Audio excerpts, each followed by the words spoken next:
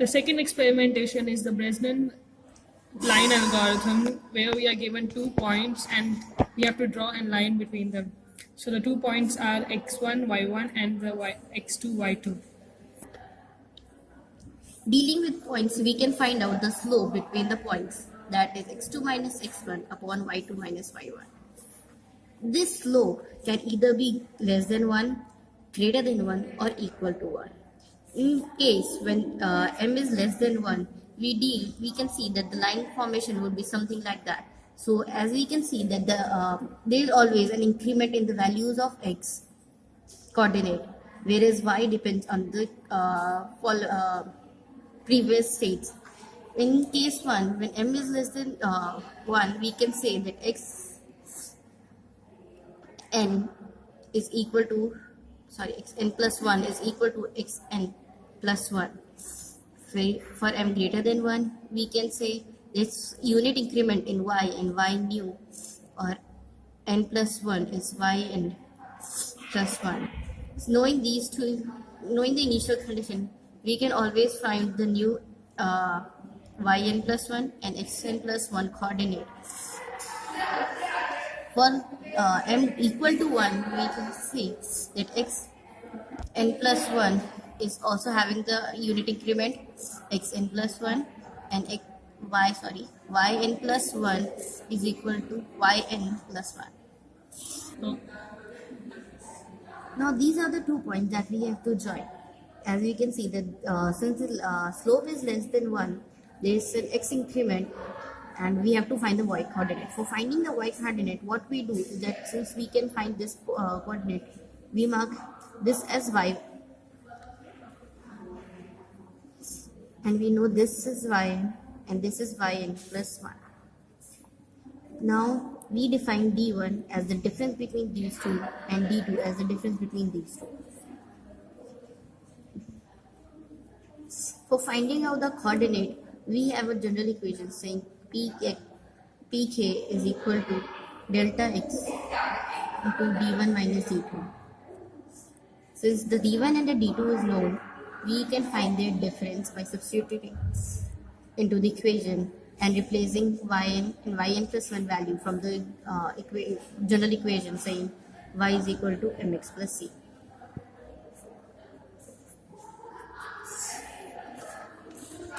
This is the final value that we're gonna have when we're gonna substitute and reduce the given two equation d1 minus d2. Since y can further be replaced as delta y minus delta x, and multiplying this delta x out here, we get the pk value. Since the pk value is known, similarly we can find pk plus 1. For pk plus 1, replace every xn with xn plus 1, since there is one increment with x, and yn plus 1, yn as yn plus 1. start. Now we know, as we can find pk plus 1 with the above replacement, now we can find, we can have subtraction between pk and plus 1 and pk, resulting in giving an equation about pk1 as subject as pk1 is equal to pk plus the whole equation. Now, since we know pk and pk plus 1, we can now generate an equation. These equations help us to point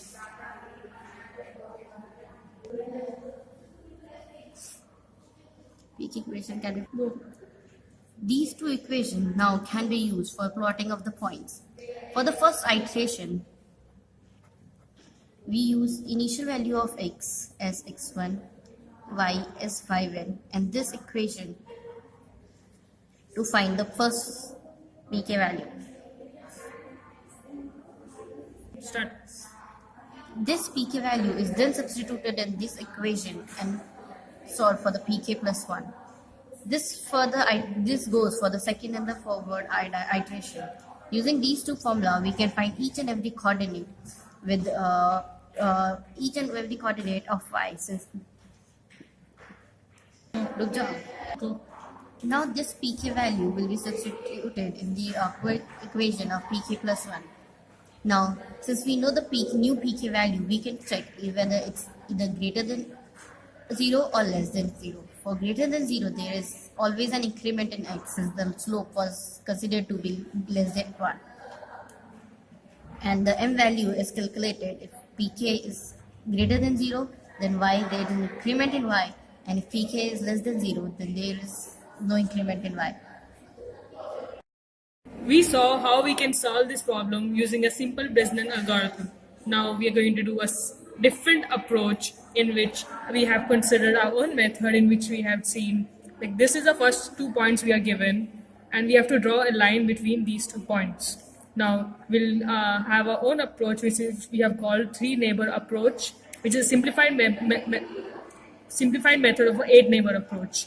So this is the starting point. We consider the 3 neighbors, which is x, y plus 1, y, x plus 1, y, and x plus 1, y plus 1.